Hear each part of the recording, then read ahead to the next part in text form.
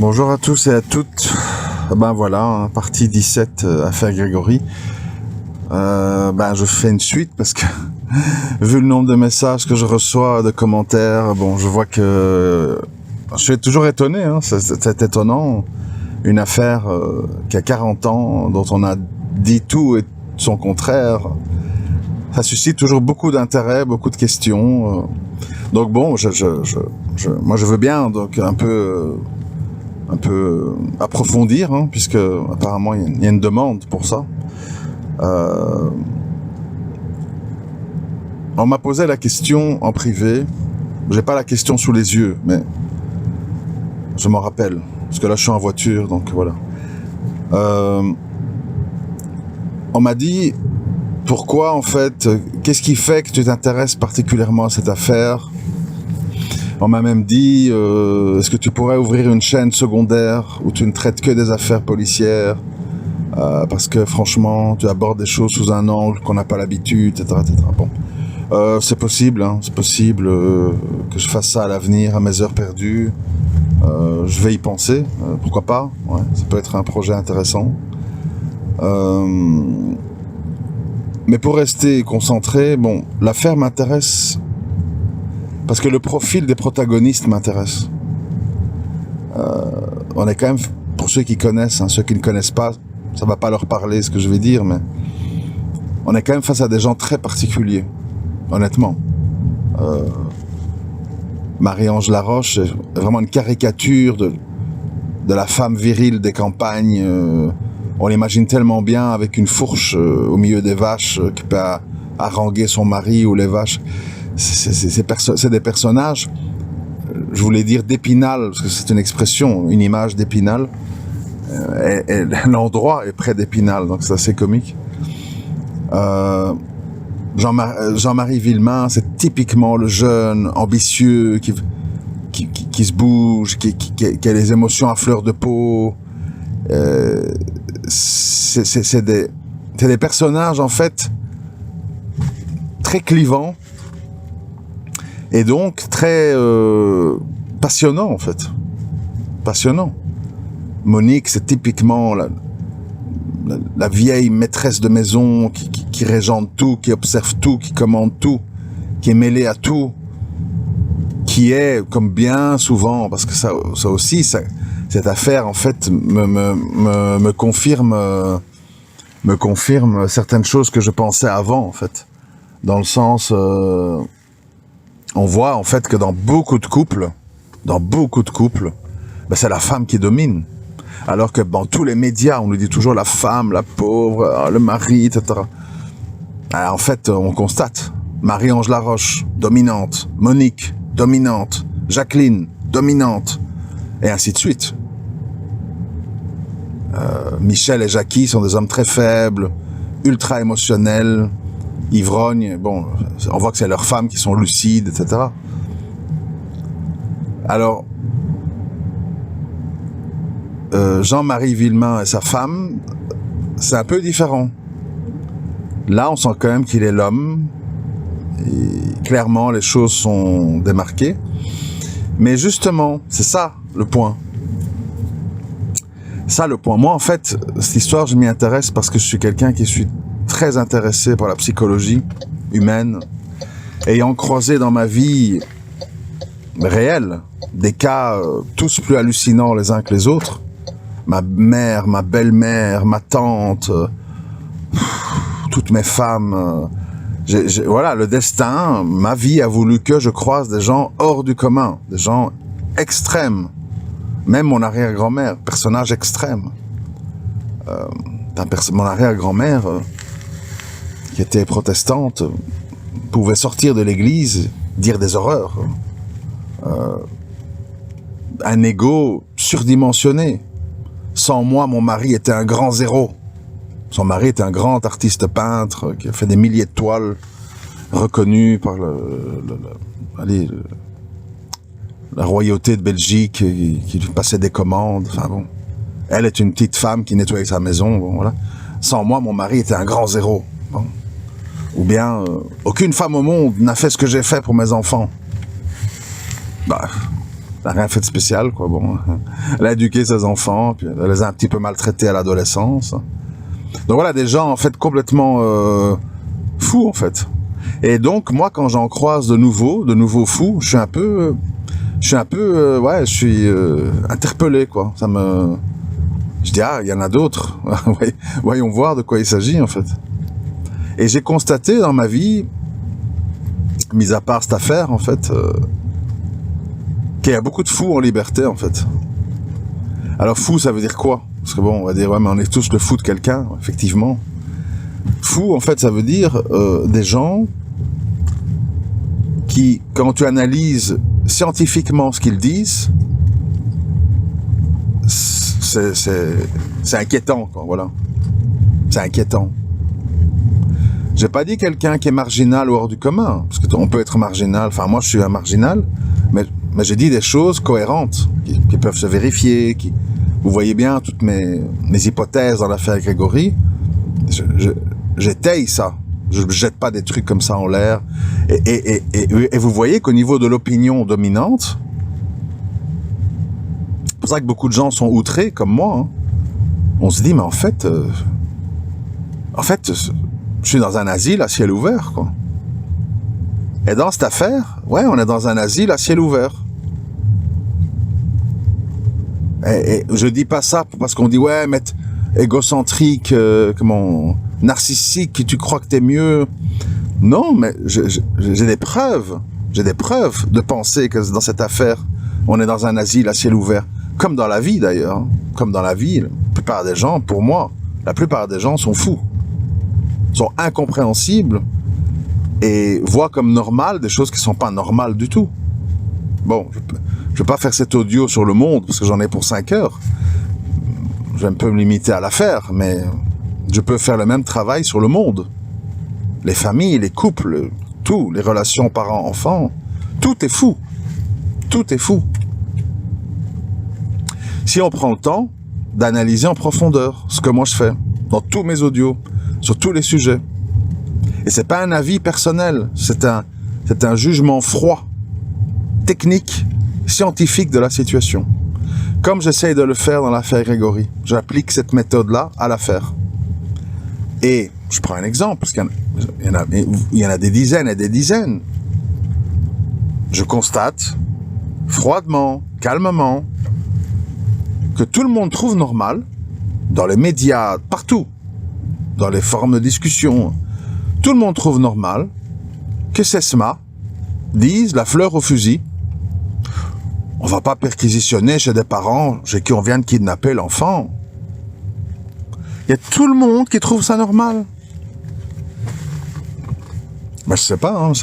Moi, je veux bien être le fou, moi, mais il faut me le démontrer alors. Qui est fou?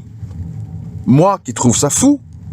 Ou monsieur Sesma, le grand colonel capitaine de gendarmerie à la retraite dans le sud de la France, qui écrit des bouquins et qui va à des émissions télé.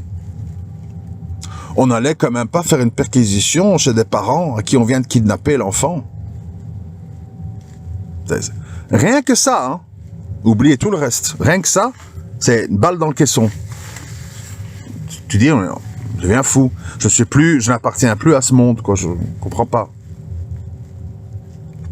Eh ben, tout le monde trouve ça normal. Et on applaudit.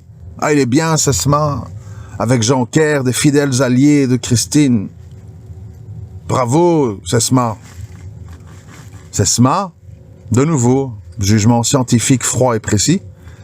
Sesma est un jeune gendarme, inexpérimenté, qui prend cette affaire et qui fait n'importe quoi, en fait. Aujourd'hui, c'est devenu le grand sage qui vient tout ridé, tout pensionné, le vieux gendarme de confiance. Ouais, mais il dit des conneries. Ça, le problème. Et la connerie, c'est la connerie. Qu'elle vienne d'un gamin ou qu'elle vienne d'un vieux. Et continuer à dire, aujourd'hui, en 2025, on n'allait quand même pas perquisitionner chez des parents de qui on vient de kidnapper l'enfant. C'est d'une connerie sans nom. Et ça passe. Connerie sans nom, pourquoi? Parce que les parents soient coupables, complices ou innocents, il fallait visiter la maison. Il fallait vérifier le linge, la radio, le machin, les volets. Bon, il fallait vérifier les empreintes. Il fallait vérifier la salle de bain. Est-ce qu'il s'est passé quelque chose? Est-ce qu'il y a eu une noyade? Est-ce qu'il y a eu des écoulements d'eau inhabituels? Il fallait vérifier la chambre du petit. Il fallait voir les cordelettes. Il fallait tout voir. Dans les lieux où vivait l'enfant, le pavillon. Pas spécialement pour incriminer les parents, même si, dernier témoin, premier suspect, Confer Corazzi, mais c'est le B à bas d'un minimum d'intelligence. Eh ben non. Eh ben non. Et toute cette affaire Grégory, ce n'est qu'un amoncellement de trucs fous qu'on veut nous faire passer pour normal. Je répète, j'en ai déjà parlé dans d'autres audios, Jean-Marie Villemain habite à 5 minutes de chez les Jacquel. Essayez de réfléchir, parce qu'à la fin, moi j'ai l'impression de devenir fou en fait, surtout quand j'ai les commentaires de gens qui disent « Ah, il est à vomir, comment hostile ». Vous me dégoûtez, votre bêtise me répugne. Au moins, fermez votre claque-merde si vous n'avez que des bêtises à dire. Jean-Marie travaille à 5 minutes de chez les Jacquel. Il apprend que son fils a été kidnappé, il soupçonne les Jacquel. Dans quel film, dans quel monde normal, un père prend pas sa bagnole et fonce dans la façade, bang! Il n'y a pas besoin de flingue, de n'importe quoi. Jean-Marie est un gars qui certainement n'hésite pas à jouer de la gueule ou des poings, etc. Qu'est-ce que c'est que cette histoire, en fait? Il est rentré chez lui 20 minutes en voiture. Il a parlé à personne. Il a pris son fusil et il est reparti chez les Jacquel où il est finalement pas rentré parce qu'il y avait des 4L devant la maison. Il a cru que c'était la police. On se fout de qui? Moi, j'en ai marre de voir des imbéciles faire l'opinion. C'est inacceptable. C'est répugnant. Et c'est ça le problème, en fait. Pourquoi je m'intéresse à l'affaire? Je m'intéresse à l'affaire parce que j'entends un amoncellement de conneries, en fait. Sans nom.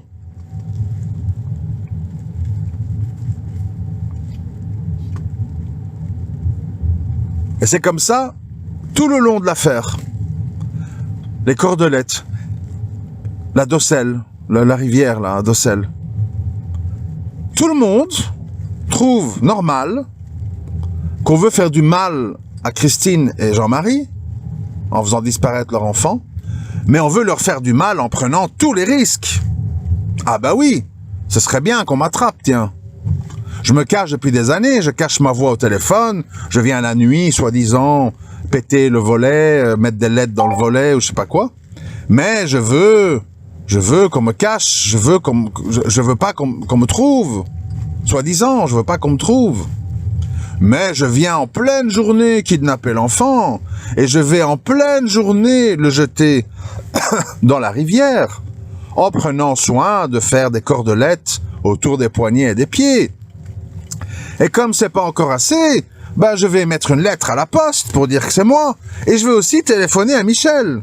Ah ouais, ben il faut dire bravo en fait. Oui, c'est Jacqueline avec Marcel, c'est Bernard qui lui amène le paquet. Est-ce que vous vous rendez compte? J'en tousse parce que ça me rend fou en fait. Est-ce que vous vous rendez compte dans quelle folie on nous a mis dans cette affaire? Est-ce que vous vous rendez compte à quel point on insulte notre intelligence? Matin, midi et soir. C'est pas assez? Allez, je vous donne un autre exemple. Christine Villemain pleurniche chez la journaliste. Je sais pas ce qu'a pris à Jean-Marie. Il a pris l'arme, je voulais pas. Mais c'est Bernard qui l'a provoqué, il s'est moqué de lui, alors il a tiré. Je savais pas qu'il allait le faire, je m'en doutais pas. Ah, ma petite Christine, une semaine avant, tu disais quoi? Avant de pleurnicher comme un singe au téléphone, tu disais quoi, Christine? Jean-Ker, salaud, tu nous as empêchés de le tuer, on allait la voir le matin quand il partait au boulot. Salaud, va. Et t'as signé le chèque pour acheter le flingue. Et puis tu viens pleurnicher sur la journaliste une semaine après. C'est Bernard qui l'a provoqué. Il s'est moqué de lui. Il a dit qu'il a payé les graphologues. Vous voyez, moi je peux pas en fait. Moi je peux pas affronter ça. Voilà, je n'accepte pas. Je n'accepte pas qu'on se moque de moi en fait. Qu'on se moque de mon intelligence. Et de voir que les gens marchent dans la combine. Oh les pauvres parents, oh là là, Jean-Marie il est retourné chercher sa carabine. Christine elle savait pas, elle a beaucoup souffert. Vous êtes fous en fait. Mais moi j'accepte pas, voilà, je suis quelqu'un qui réagit. J'accepte pas. Je vois tout le monde qui est là. Absence de charge, hein, il y a eu un non-lieu. Mais tout le monde connaît le contexte politique. Fallait casser l'affaire. Il y avait 25 points. Tous les 25 tombent à l'eau, il n'y a plus rien. Il n'y a plus de filles de la poste, il n'y a plus de ceci, il n'y a plus de cela, il n'y a plus la gifle, il n'y a plus le steak, il n'y a plus y a plus les plaintes à la nounou, tu sais pas ce que je vis depuis 5 ans. Il n'y a plus rien, poubelle, les cordelettes, trucs. Il n'y a plus rien. Par contre, les élucubrations de la rouquine de 15 ans, ça c'est le pilier central de l'affaire. Ah oui, ça c'est incontournable. C'est le truc de référence. Une gamine de 15 ans, milieu de policier, qui pour la première fois de sa vie est interrogée sans avocat. Ah ouais, ça c'est... Ça c'est sûr et certain, cette histoire-là. Le fille de la poste, non, elle divague, elle confond de jour. Mais non, c'est toutes des petites filles jalouses qui veulent se venger de Christine. Ah, d'accord. Amen, amen, amen. Donc voilà, moi, dans toute cette affaire, bon, je vais pas répéter tout ce que j'ai dit dans les 16 premiers épisodes, c'est parce que maintenant, j'en ai marre, en fait. J'en ai marre de voir qu'il y a des gens qui sont cons et qui avalisent des conneries, tout simplement. Et dans cette affaire, ben, c'est des cons qui s'adressent à des cons, et donc, c'est les thèses les plus connes qui prévalent. Et la plus logique, la plus froide, la plus scientifique, la plus... qui colle le mieux à la situation, ben... Tu passes par un ignoble, misogyne, monstrueux, qui ose toucher à la Sainte Vierge des Vosges.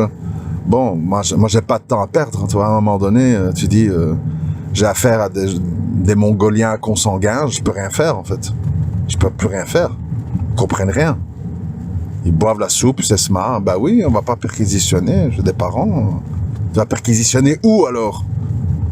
Aux chiottes du stade de foot, tu vas perquisitionner où? Ces gens sont là, c'est comme des notables, ils sont à la télé. Mon dernier livre, papier toilette, ton dernier livre. T'étais un pauvre petit gendarme inexpérimenté qui a fait que des conneries et qui n'a même pas l'humilité aujourd'hui de dire j'ai été un con. Et heureusement que Corradi et sa bande ont débarqué, parce que sinon, en fait, on saurait rien de rien. C'est dingue. Enfin voilà, bon, je m'énerve, mais parce que c'est exagéré, en fait. C'est exagéré. Et t'as toujours des gens qui sont là, oui, mais trucs, oui, mais c'est pas possible, qui veulent pas voir la réalité en face, en fait. La réalité en face, je l'ai dit et je l'ai redit, c'est qu'on sait pas qui a fait quoi, mais ce qu'on sait, c'est que tout le monde ment. Et tout le monde ment parce que chacun pour des raisons diverses et variées. C'est tout. Et quoi que tu dises, en fait, c'est comment tu oses. Tout le monde voit que tout le monde couche avec tout le monde là-bas. Bernard qui ramène la femme de Michel, et Bernard qui fait du pied à Christine dans des fêtes de mariage, et et Monique, et le Thibaut, mais en fait il y a peut-être un autre bâtard, et Louisette qui est le fruit d'un inceste du père avec la fille. On voit que c'est un bordel sans nom, un endroit bourré d'alcooliques consanguins. Et on fait croire que tous ces gens sont pleins de principes et de morale, mais non, c'est pas possible, jamais, comment oses-tu? Bon, voilà, c'est fatigant, donc moi je discute plus, en fait. Je discute plus, parce qu'on est face à des gens, dans les forums, partout, tu te fais chasser, tu te fais cracher dessus, les commentaires, bon, maintenant, ça contrebalance, hein, il y a d'autres gens qui sont d'accord, heureusement, hein, ça rassure sur la nature humaine, mais tu vois bien d'autres gens, comment osez-vous, c'est vraiment dégueulasse. Tu te dis, mais qu'est-ce qui est dégueulasse? Qu'est-ce qui est à vomir? Se poser des questions, on peut plus? Ah, d'accord. Ben écoutez, Muriel, c'est la vérité. Bernard a tout fait, et s'il a pas tout fait tout seul, c'est qu'il y avait l'agent Marcel Et Jacqueline qui attendait à Docelle pour mettre des cordelettes et jeter devant tout le monde un gosse à l'eau. Ok, c'est bon, next, affaire classée. Bon, si vous voulez, hein, moi je veux bien. Hein. Si ça vous fait mieux dormir, c'est votre problème. Hein. Moi, en tout cas, c'est pas ma tasse de thé de me faire prendre pour un con, c'est tout. Donc voilà, pour répondre à vos questions, pourquoi je m'intéresse à cette affaire. Et bon, c'est un peu brutal, mais comme ça, au moins, tout le monde a compris, quoi. Suite au prochain épisode.